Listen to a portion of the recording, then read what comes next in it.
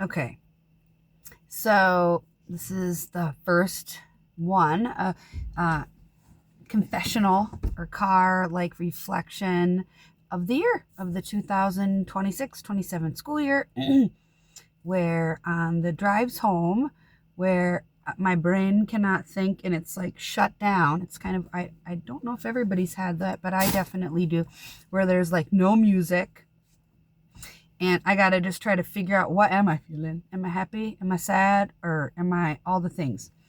And I don't know if there's a word for this week of what, like not just any educator or anyone that works. Like I'm just a teacher, so I can only speak for me, my teacher self. But holy smokes, when they say like, so you start the week, like on Monday is your first day, you're gonna get back to work, even though almost every single one of us has already been there before this Monday, because there's zero way you could get your room ready if you weren't there the days before.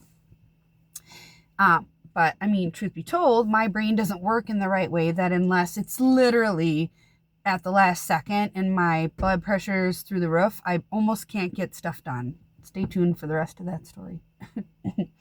So I went in literally last week, and one time I went in and realized that I had my furniture moved because they cleaned our room, which is wonderful. But I just like mentally wasn't expecting all the things in the middle of the room.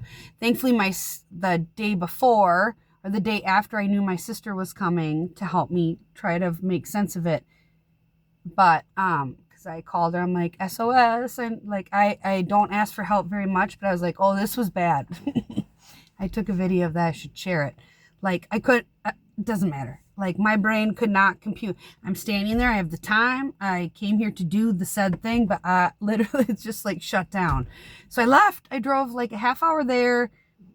I tried to go. I'm like, okay, well, I'll just read an email. That will put me back. And like, no, that didn't work. That just was like, oh God, okay, that's one more.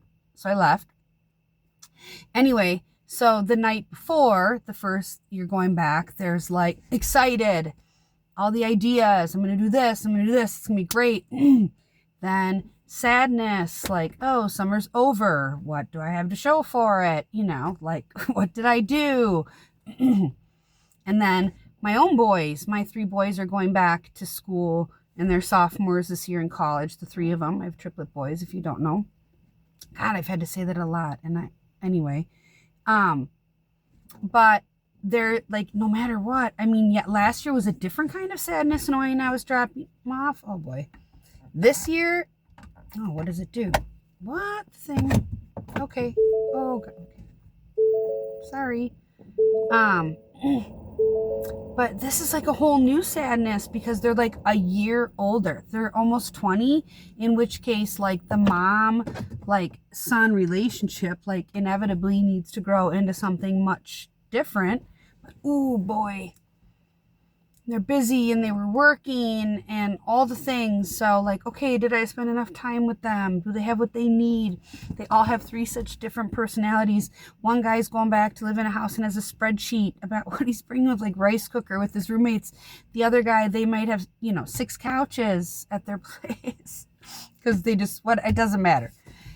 They're both happy long story short, today's open house. So you meet all your families for the first time. You have this little bit of time to like say, here's who I am. Here's what I'm about. I tell them that, my first year of teaching was in the year 2000, or 1999 was in the fall. And it's 2026. And in between, I've had triplets that are now 20 and have completely different personalities. Obviously, spreadsheet, 6 couches. And what that has taught me is my job, thank God, at this level, our district doesn't know them, is to meet every kid where they're at and to meet every family where they're at and to help figure that kiddo out. What makes them tick? What's our connection with them? Are things okay? What do we need to do? Does this family need our support? And get that ready so that they can hit the ground running in kindergarten, because they have to. Unfortunately, for those kindergarten teachers, man, it's intense. The amount of things that kindergarten teachers have to, my job is just to get them ready for that. So, but you have just this little bit of time where you want to tell them about you, tell them how this goes, make sure. My thing is, I need to make sure, am I sending your kid in the right spot when they leave me? If any parent that I've ever been a teacher to, that's like, I tell them that is my number one thing. I need to know where your child is going that first day and every day after, because that is my promise to every parent. Like, that is, you're putting your child in my hands. And I've mentioned this before, that every time we come in from recess and I count the kids, I ask, why do I count you? And they said, you're keeping a promise. To who? Your families, to keep you safe. So what if I don't get the right number when I call? You're looking for us. Yep. So we take that seriously. They don't goof around during that time. All the things. Because I want to be able to look a parent in the eye and say, I assure you, I take this job so seriously in this responsibility as if they were my own boys, hands down. So anyway, oh my gosh, this all goes back to the night before, like just all the things. As you know, my mom has Alzheimer's. They live with me. It has progressed. And Mom, you might be watching this. It's rough because my mom is like usually the person that I would call, like when I'm overwhelmed or whatever, especially if she lives with me. But unfortunately, that's her one slice she's lost, is that I'm her daughter. She talks about her daughter a lot with me. We live in a duplex, so I know it's kind of hard to keep track, but I'm the lady upstairs. But like, I get thank you cards and flowers, and man, it's such a privilege. But it's a lot because I don't have that sort of thing now, and my dad has just been kind of having a rough go of it after I had to let my pup down, our pup, Allison. Like, she was just a huge part of all of our lives. My dad lost his best friend, Bob, really super unexpectedly and tragically, like 6 months ago. So watching him age before me, and it's like, did I spend enough time with them? All the things. He and I did a lot of work this summer try to get him VA and all the things. So I loved that time with him and my mom, but you just never think it's enough. And all of a sudden it's Monday and everybody else is back in their classrooms. And like you can hear everybody talking and putting stuff up. And I'm like, okay, all right. I literally start things. And then all of a sudden I'm doing this thing and I'm doing this thing and I have stuff in my hands and where's my phone? So at one point the secretary came down and she's like, so I came down and your door shut and the light was off. I'm like, yeah, it's not good. Like, my brain does not like work like this. Like my brain knows I have like 43 more hours to get everything done. So it will not fire. And I'm so thankful to work at the school district that I do. And I said, well, you missed me by about 15 minutes when I was laying on the floor. Like, I looked up on YouTube, like how to, I don't know. Okay, so those are the emotions, like night before, night of, like, what am I going to do? Holy smokes. Like, and then the next day is meetings where I have to try to remember what all these like abbreviations stand for. And here's how this goes. And like, thank God, like I said, they are really great about our time and the time we get in our classroom.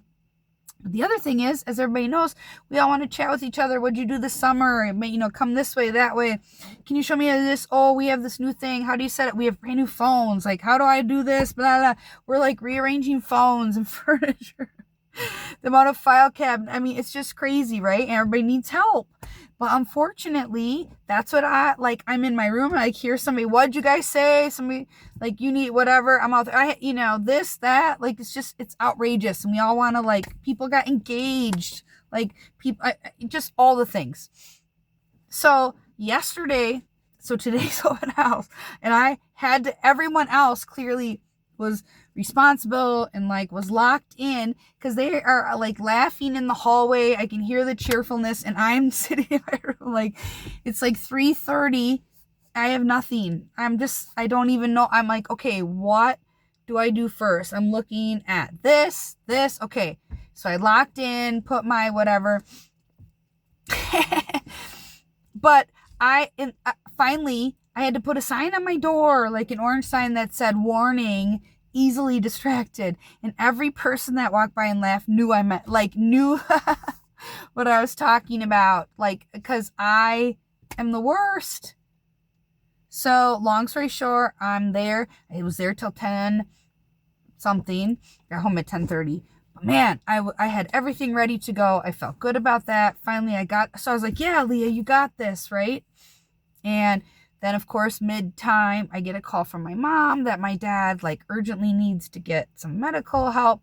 Okay, well, my one sister had already taken her night meds, so she couldn't drive him. So I have Parker doing that. And if you have any child of this age at 19, trying to send them not only to the doctor by themselves with, like, an insurance card, try to send my parents with my mom in the car to the ER to tell them what's wrong. And then, like, tell them whatever, and then let them know I'm trying to get someone there to help. Like, it's just crazy. And it was a thing where I could not leave. I had to have this stuff done. So now my brain's there. But last night, it really turned out great. But then fast forward to this morning, and there's so much excitement. Like, okay, my new people, I'm meeting them. But the kindergarten hallway or the kindergarten classrooms are just on that, which means every single one of my students I had last year walks past there. And I'm so thankful for the ones that run in. I'm thankful for the ones that go out in the hallway. It is so hard. I love you form such a connection. And then the families. And man, you just look at those moms and you're like, okay, can they bring another one? Like, is there a chance? And then, or there's times when, like, you're not getting, that family's not having more kids. You don't get, like, it's crazy. It's crazy. It's so dumb. But, like, that's the roller coaster is, like, I'm meeting all these new people, but oh my gosh, they're on their way places, and, like, but I literally, like, yes, I'm meeting with family. I run out of the room if, like, they stop. And I've never had a bad reaction from the families, because there's lots going on inside my classroom, because that, I hope that shows and is proof of, like, how much I care for their kid, that, like, this is a big deal. And sometimes that kid, like, it's like almost like a breakup or like a relationship. You're saying you have to watch, like, this, like, well, in 45 kids that you, like, had connected from last year, you watch them walk by, you're like, okay, I just go on to the new lady. But you're so happy because they grow up. And now, like, this year I have a ton of, like, return families, so that's awesome. But then inevitably there's families that their siblings, it just didn't work out for busing, for whatever, that you didn't get to have them, and you have to, and they walk by and you're like, oh. And I know that it's the other way for the other teacher across the hallway. Does that seem, and it's like, man, I'm in the right spot. Like, man, just in a lot of laughing and whatever in between. And then there's the long day. I've never ever, oh my gosh, sorry. I've never ever had it where I didn't know I had a bad back. I've always been I've never had where, oh, long day, little bad back. I had to go and get, like, Salon Paws at the break, because I was like, my back. So I don't know what that's about. That cannot be a thing. But I am going to be 50. So then tonight I get home and I'm like, oh God, that was a long day. And then I think usually almost every day I go in knowing, like, that Allison's not there. And if you have a soul pup, it's rough. Like, we're just, like, not even 2 months out from me putting her down. And thankfully I have that little lady upstairs, but she has so much anxiety because she was a breeder mill mom. So, like, when I get there, like, you can tell she's just a wreck that I've been gone. And then we go in and, like, chat with my mom. And that sometimes, you know what, I'll take it every day. Like, of course I want her to remember things. But man, she's a great lady, and she's funny, and she's just so appreciative. But sometimes as I'm walking upstairs, I'll say, love you. And she'll kind of look at me and she'll be like, love you too, sweetie, but it must be a little weird if your landlord comes in and is like, I love you. But anyway, so at the end of my roller coaster right now, I'm feeling all the feels, and I I'm thankful for this life. I'm thankful that I'm where I am. Things are good. And in this world right now, with everything going on, all I can say is every day I'm just like holding on to everything that I have. And I'm just so fortunate. I'm just so fortunate that this is what I have going, because there's a lot of people at the end of the day that have long days and aren't going to go home and walk inside and have their college age kiddo that's still home for a little bit, and a dog, and a new little foster dog that we've had. My mom and dad will be up, and all the things. And man, I'm blessed. And so if you've made it 15 minutes in, maybe not this far, yeah, that's what's going on with me. All the things, all the feels, but I'll take it every day.